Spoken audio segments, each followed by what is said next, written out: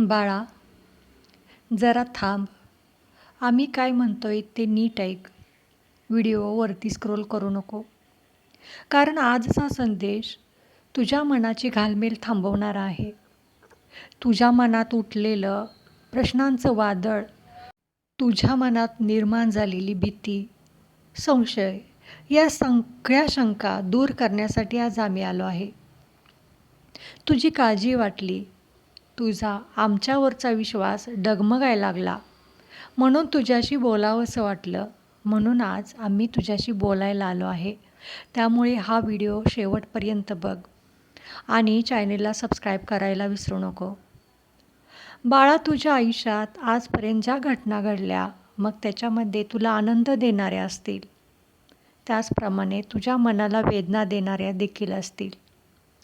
या सगळ्या घटना तुझ्या नशिबाचा, तुझ्या कर्माचा एक भाग होत्या. तुला आलेला आयुष्यात अनुभव, ज्यातून तुला सुख मिळालं, काहीतून तुला दुःख मिळालं, पण तुझ्या म्हणण्यानुसार तुला आयुष्यात आजपर्यंत फक्त आणि फक्त दुःख मिळाले. तू सगळ्यांसाठी केलंस, सगळ्यांचा मनाचा विचार केलास, कुणाला काय हवं काय नको ते सगळं पाहिलंस, सगळ्यांना मदत केलीस, परंतु तू मात्र आतून तुटत राहिलास. प्रत्येक दुःख तुझ्या आयुष्यात शेवटचं दुःख आहे असं समजून तू पुढे जात राहिलास. आणि आता तुझ्या मनाची स्थिती अशा स्टेजला पोचली आहे की माझ्या आयुष्यात सुख हे कधीच येणार नाही असं तुला वाटायला लागलं आहे. पण हा मात्र तुझ्या मनाचा भ्रम आहे बाळा. कारण आजची परिस्थिती जी तुझ्यावरती आत्ता आहे, हा तुझा कर्म होतं आणि तुझ्याविषयीची माझी आत्मीयता होती. आता तू म्हणशील, स्वामी मला इतका त्रास झाला, माझ्या आयुष्यात इतकी संकट आली, तरी तुमची ही आत्मीयता कशी असू शकते?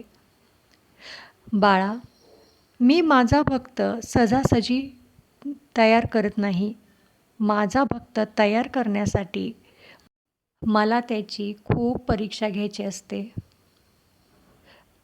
तुझ्या आयुष्यात आजपर्यंत ज्या काही घटना घडल्या त्यांना विसरून जा असं तर मी म्हणणार नाही. कारण त्या घटना तू आठवणीत ठेवाव्यास. कारण त्या तुला आयुष्य घडवण्यासाठी आल्या होत्या.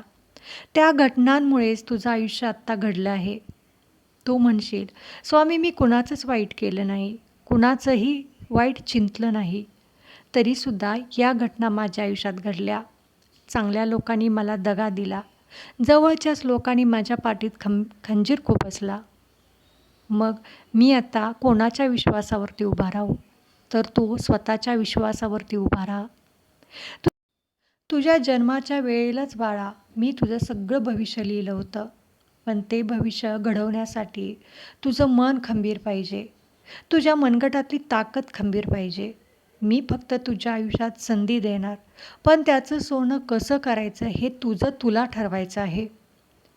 आजपर्यंतचा तुझ्या आयुष्यातला संघर्षाचा काळ लक्षात ठेवून जर तू नव्याने उभा राहिलास, तर तुझ्या आयुष्यात प्रत्येक क्षण हा आनंदाचा, सुख समाधानाचा येणार आहे.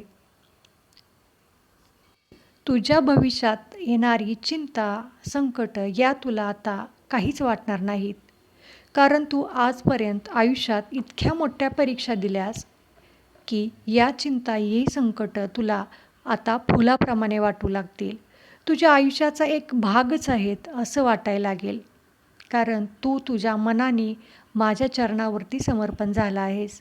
माझं अस्तित्व तुझ्यामध्ये आहे. त्यामुळे बाळा, आता झालं गेलं सगळं विसरून जा. पण ते मनामध्ये एक विश्वास निर्माण करण्यासाठी, स्वतःवरचा विश्वास निर्माण करण्यासाठी या घटना लक्षात ठेव. त्याचं दुःख करत बसू नको. जे गेलेत त्यांना जाऊ दे. जे तुझ्या जवळ आहेत त्यांना आपलं मान आणि नवी नाती जोडायला चालू कर. पण ही नाती जोडताना मात्र डोळ्यावर पट्टी बांधून निर्माण करू नको. कारण बाळा, प्रत्येक माणूस तुझ्या आयुष्यात एखादा चांगला धडा शिकवण्यासाठी किंवा एखादा वाईट धडा शिकवण्यासाठी येणार आहे. मग तुझं तुला ठरवायचं आहे की आयुष्यात पुढे जाताना लोकांच्याबरोबर वागताना कोण आपलं आहे आणि कोण परकं आहे. त्यामुळे सतत डोळे, कान उघडे ठेव. तुझी सतसत विवेक बुद्धी जागृत ठेव. माझं अस्तित्व तर तुझ्यात आहेच. माझा कृपा आशीर्वाद तर तुझ्यावरती आहेच. पण तुला देखील सतर्क राहायचं आहे. कारण गेलेल्या आयुष्यात तुझ्या खूप असे चढ उतार आले आहेत, ज्याने तू खचून गेला आहेस. पण बाळा, आता खचायचं नाही. नव्या उमेदीने उभं राहायचं. कारण माझा भक्त असा रडवेला राहिलेला मला पाहणार नाही. तुझ्या प्रत्येक पावलावरती माझं लक्ष राहील. तुझ्या प्रत्येक चांगल्या कार्यामध्ये माझा सहभाग असेल. फक्त स्वतःवरती विश्वास ठेव, माझ्यावरती विश्वास ठेव. मनामध्ये इतरांच्या विषयी दुजाभाव किंवा वैराची, सूडाची भावना आणू नको. इतरांचं भलं झालं तर मनामध्ये कधीही संकोच करू नको. फक्त माझ्याजवळ एवढीच प्रार्थना कर, स्वामी सगळ्यांच्या बरोबर माझं देखील चांगलं करा. आधी सगळ्यांसाठी प्रार्थना जो करतो तोच मला प्रिय असतो. म्हणून बाळा, झालं गेलं सगळं आता मनात साठवून ठेवण्यापेक्षा त्याच्यातून धडा घेऊन नवीन युगाला, नवीन आयुष्याला सुरुवात कर. तुझ्या आयुष्यात येणाऱ्या अडचणी आता संपणार आहेत. तुझा भाग्योदय होणार आहे. तुला माझे कोटी कोटी आशीर्वाद आहेत.